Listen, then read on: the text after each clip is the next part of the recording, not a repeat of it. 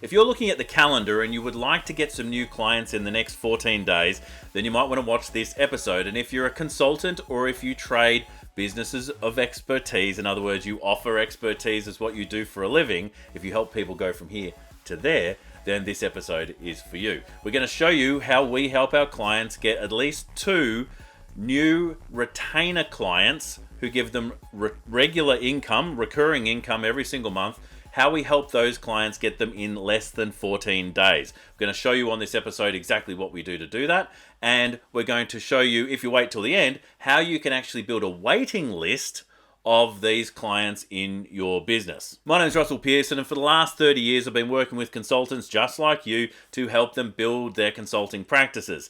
And I've been helping specifically in the area of getting clients, because that's a large part of having real confidence as a consultant, is that you know that you can get clients when you need them. I focus on the outcome-based retainer. I think that is absolutely the way to go, and you can be bringing into your business an additional 5,000, 10,000, 15,000, and even more every single month by being retained.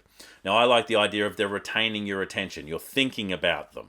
And there are some good ways to do retainers and some bad, and I'll talk about them more on other episodes. But today I want to show you how we help clients get at least 2 new retainers in 14 days or less. Now, imagine if you could get that, an additional 2 retainers in your business that pay you every single month.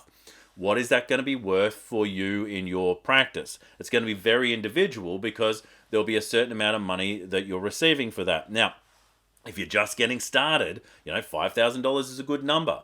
But we're not going to price fix. There could be all sorts of different numbers. I don't want to hold you back. You could be charging $20,000, $15,000, $100,000 every month. It comes down to the value that you're supplying. But if you are delivering expertise, I always recommend don't be charging less than $1,500 for your expertise. They are highly valuable. And there are even some people out there that are actually giving away the planning and strategy side of what they do for free, so that they can get the ongoing after work. But in actual fact, what they're doing there is they're giving away the highest value thing that they have, which is their expertise and experience. So we don't want to do that. We want to make sure you're being paid for it. So retainers as a concept are a very useful thing, because they have really good leverage. If it's about the outcome, then it's not about the hours. So you can actually improve the way you can get outcomes for people. You can improve the way you can accelerate those outcomes, and then you can improve the amount of clients you can work with at any one time. If it's all about the hours and how much work you're doing, you're going to cap your ability to gain more income and actually add more clients. So always focus on the outcome-based ones, because you can always improve in that area. Now, there are some people who are considering that maybe they don't want to be seen as an expert, certainly not a guru, but if you are actually offering expertise, if you're offering the people the ability to go from here to there because of your expertise, then you are an expert. So I think it's worth starting to accept that, and while you maybe not wanting to be a guru so much, you are an expert because of your expertise. If you don't have expertise, go get them, because if you can't get someone the result, and if you can't get someone a consistent result, that's an area to improve in, so you can get these sort of retainers. You don't want to jump into a retainer-based system where someone's retaining you to get a result, and then they're not getting a result, right? You want to make sure that the things that you're doing support them to get the result, and that's part of creating a business that enables people to get those outcomes. It's not just about your expertise, but how you apply those expertise to help clients get outcomes. So you can absolutely do it. Other people might be considering they're too busy. They don't want to add any more clients because they've already got so much clients, because they've got this capped model. Well, if you change the model, instead of doing it on hours and actually do it on outcomes, you're going to enable yourself to open up more time. And in fact, there's many businesses we work with that might only work with like 7 or 8 different clients, but they only work about 2 to 3 days a week, because all they're doing is having a conversation with those clients, either weekly or fortnightly, and helping them get massive results. They're being paid $7,000 each month, but they're actually giving much more than $7,000 in value. In fact, they're getting somewhere in the neighborhood of $70,000 and $140,000 of value for these clients. So that's a good little add-on to the side, which is, are you getting 10 times the return on investment for clients? Now, you might be helping someone go from let's say they're working with addiction or something like that, or they're working on a lifestyle change rather than something that's business, which is more quantifiable. Well, how can you quantify it becomes part of the process, because quantifying the value that provide is a really useful way of making sure that you feel comfortable about charging the dollars.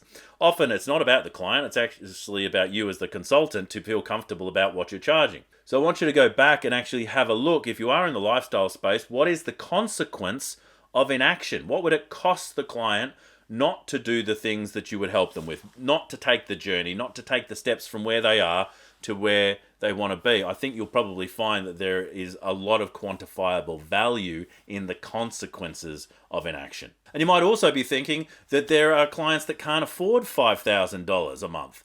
And in some cases that is absolutely true, but not the majority of cases. Let's say that we are talking with a business owner and they're bringing us in to help maybe in a marketing area. Even if they brought in the lowest end marketing assistant, talking about someone who's just come out of college to get started, they really don't know what they're doing, they're probably charging somewhere around $60,000 to pay that employee to work it out. And so if you come into the organization and you help them go straight away into a much more effective strategy, they're paying you the same $60,000 because it's $5,000 a month. It becomes an absolute steal and a bargain for the client, and you know that you're giving them far more value. So I used to charge $5,000, $10,000 for all sorts of different retainers, but they were getting far higher value because they were able to compare it against what they would do instead, the alternative. And for many business cases, the alternative is going to be an employee. And the cost of employees is far higher than most people calculate. But as soon as you actually do that comparison for them, they realize how much benefit you're providing. And then again, the consequence of inaction is another great way of quantifying that value for yourself. So people do have the dollars to invest. It's just, what are they going to invest it in? It's either you to help them achieve that specific result, or they're going to invest it into something else, whether it be paid advertising, whether it be an employee, whether it be someone else as a consultant to actually achieve the result. So back yourself. You know that you're valuable. Quantify that value so you know that you're valuable. And then get on with getting those retainers. So let's talk about the framework. What are the things that you need to do to get these retainers in the next 14 days? Well, number one, you need a list. You need people that you can go out to, contacts that you can contact. And so a contact, by definition, is just that you have contact details for them. Now, you may think that you have very little contacts around you, but if you actually go and have a look, there's people who have emailed you before, there's people that you know through social media and through networking events and all sorts of other areas of your life where you know people. These are your contacts, and you don't need to have a lot of them. They just need to be, 100, maybe 200 different contacts. If you've got more than that, that's plenty. And so you have these people and you know that you can contact them. Now you're going to take this contact list and you're going to invite them to something. You're going to make an offer to something that might be valuable. And the offer structure is this. Here's what I've got. Here's what it does for you. Here's how it does that. And here's how you can get it. Now, this is not about building some big marketing campaign. It's saying something along the lines, this is a free offer, by the way, a free resource that you can offer to somebody. Here's a guide that I've got.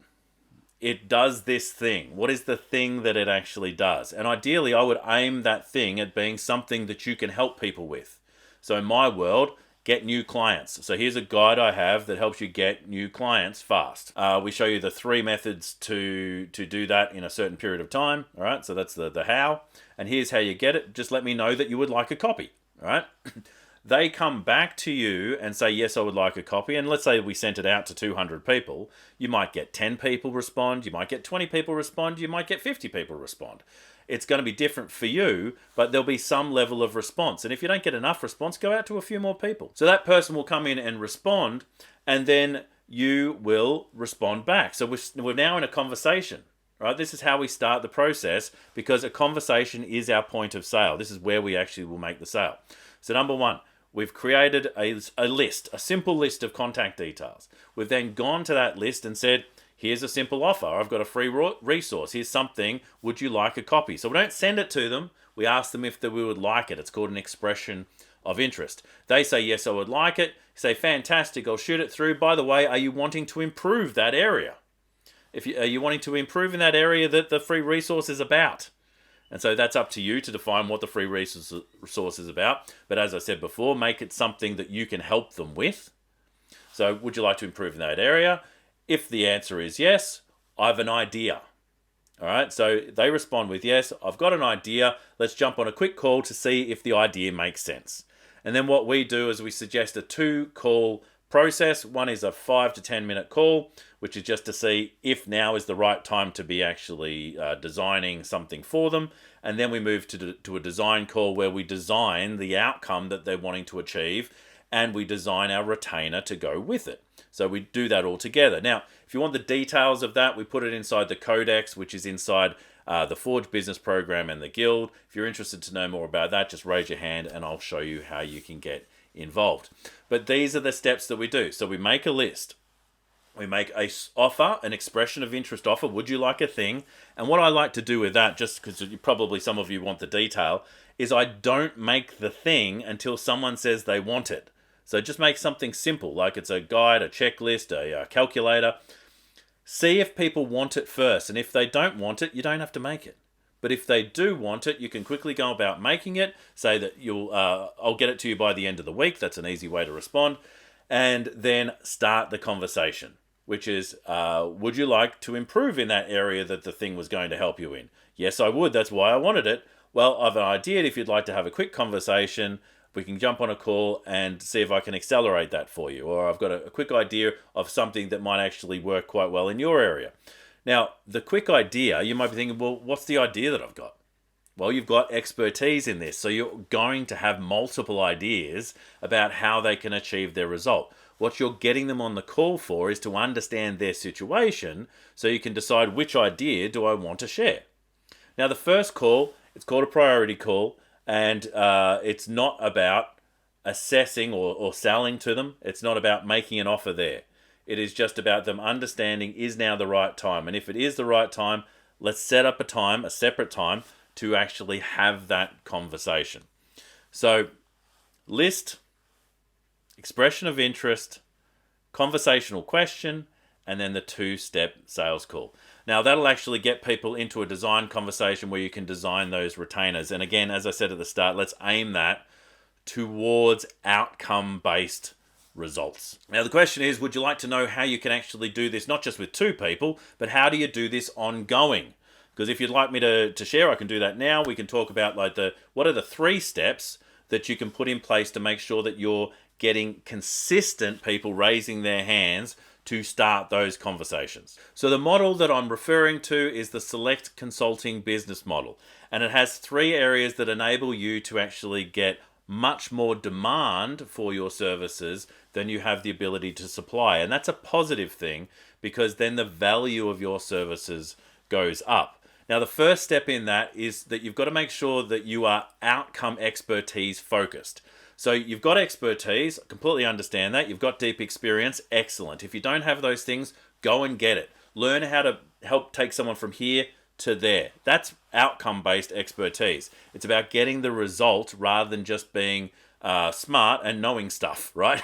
It's all good and well to have smarts with your expertise, and there's lots of people we work with who have multiple masters or they have PhDs, and those people are fantastic, but what we do is we help them take those expertise and turn it into an offer that enables them to communicate the value of those expertise so that clients really start to see the value of it before they've actually worked with you. So that's what outcome expertise is all about. So with a recent client, he has a doctorate, and we enabled him to take his expertise, which are quite complex, and simplify them down so that the client really understands how they can start working with him without it feeling like it's going to be difficult.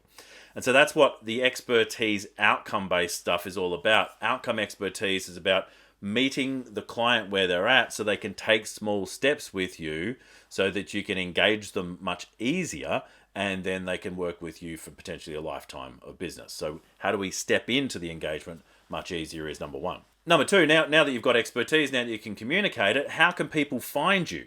Well, you really need to have an authority brand, a brand that people can see. They can see you out there, you're positioned very well for your expertise, but also for the market you want to work with.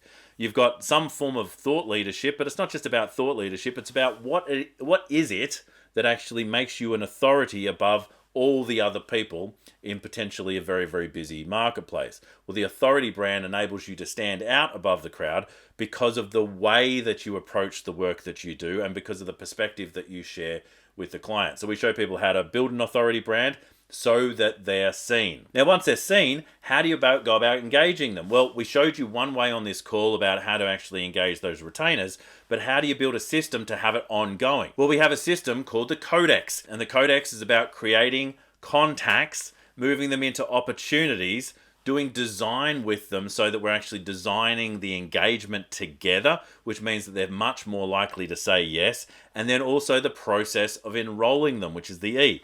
X is all about your X factor, and that's a large part of connecting that with your authority brand so that you're standing out above the crowd. But the Codex enables people a very simple and streamlined way to start working with you. So yes, you can engage those 2 retainers fast in less than 14 days, but then have an ongoing amount of people who are wanting to work with you over time. You want to have that demand right up there, so you've got what I call client flow. Once you have client flow in your business, not only are you bringing new clients in, which is going to be effective for your cash flow, but it's also going to be great for you to improve what you're doing.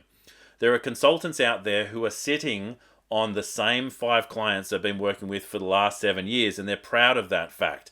Now, there is something to be proud that they're actually sticking in with the job and actually being retained for that amount of time. But what happens in that scenario is they become part of the furniture. They actually lose their external view of the world, which means they lose a lot of the value that they brought as a third party to the perspective they were bringing for their client, and they start resting on their past successes. And so what ideally you want to do to have an evolving select consulting business is you want to bring people in regularly to the business, help them achieve a result, and then help them exit. That way you can either bring them in for a new thing that you're going to fix, but you're actually helping people achieve what they need and releasing them to the world. You don't want to hold on to people. You're not trying to be an employee for these clients. You want to actually lead them to success and lead them to the next horizon. So we engage someone, we help them get to a milestone, then we release them, and then we may review where they're at, help them define the next one, and we bring them back through the process again. But the more clients that you're working with, the better you become. And the faster you become, the more efficient you become, the more streamlined you become at getting that result for individuals. If you only work with 5 clients through the life of your business, you actually don't become very diverse and very versed at becoming a result-based consultant. Now, if you only got 1 or 2 retainers through a process of going through those steps that I talked about today, would it be worthwhile? Would it be worth to your business? What would it be to actually have 5 of these retainers every single month running through your business? What about 10? What would that mean to the bottom line? If only you had 1 or 2 of them, what would that actually mean to you on a monthly basis from a cash flow point of view? What would that do to your confidence? All right. So let's imagine that we only got 1 or 2 from the process. I think it would be worthwhile. So I'd like to help you find those retainers. So if you are interested, you can go through the show notes and go to Russell Pearson Programs/retainers.